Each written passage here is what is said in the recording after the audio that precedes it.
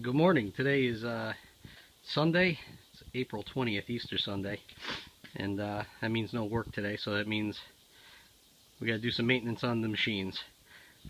Today I'm bringing in the SCAG Cheetah here. I got to do complete maintenance on this machine, get it ready for regular mowing. What I mean by that is I just pulled the bagging system off, what we use to take care of fall leaf cleanups and such, and just getting it ready to make long grass short all season. So we're going to do a full service on this machine. We're going to clean it, going to grease everything up, sharpen the blades. I'll probably throw the blades out. They're probably all bent from pulling rocks up and stuff with the leaves. Put a new set of blades on, but change the oil.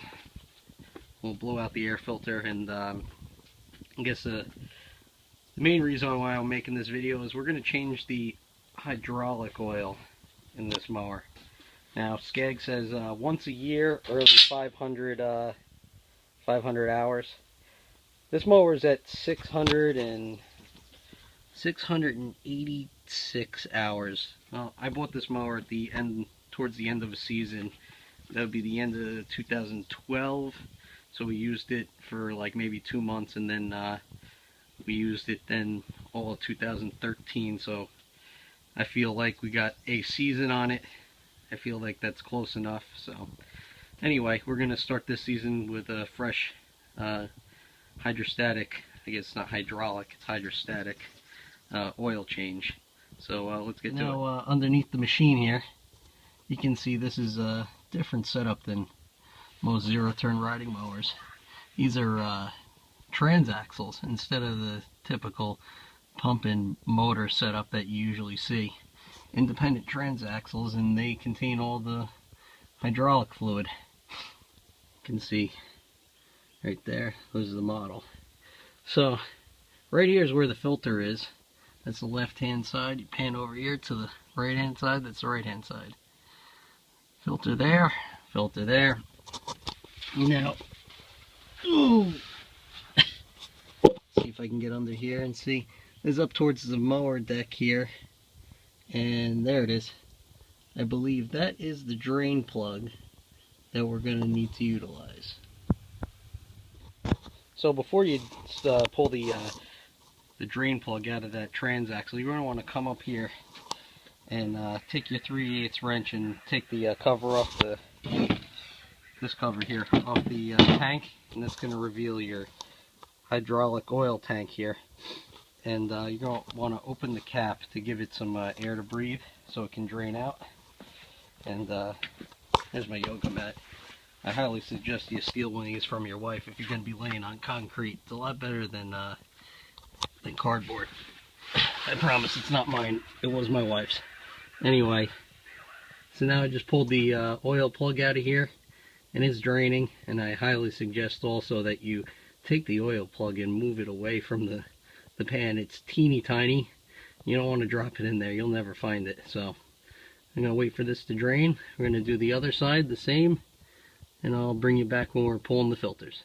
And so we're back under the mower. It took about 15 minutes per side for the oil to drain. I probably should have mentioned it before, but it's a 7/16 for the drain plug. It doesn't say what size any of this is in the owner's manual. So we pulled those. I just pulled both the filters. Filters came out with a 1 1/8 inch socket, and they were pretty tight in there. But anyway, those are out, and it's just dripping, so I'm going to call that drained. So now we just have to reinstall new filters. And here's the new filters. That's the part number right there. So I'm sure you can get them from your SCAG dealer, or you can Google this and maybe find it cheaper somewhere else on the interweb. And this filter here comes with a new O-ring for the cap, and we'll put that in, oil it up, and then we're going to start the refilling process. Alright, so now that I get the filters in, we just oiled the new O-rings and put the filters in.